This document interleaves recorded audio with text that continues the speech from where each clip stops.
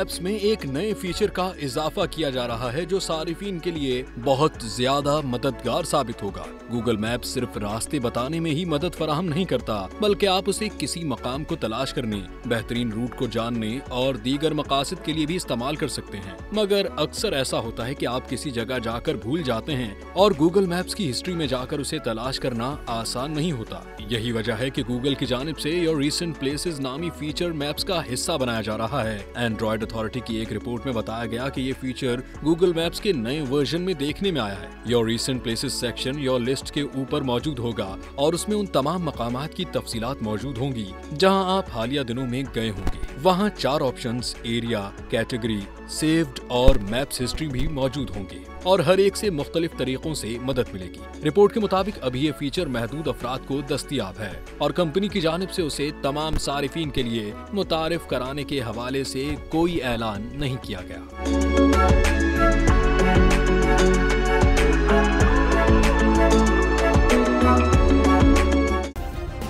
Subscribe करें और bell दबाएं ताकि कोई खबर रह न जाए।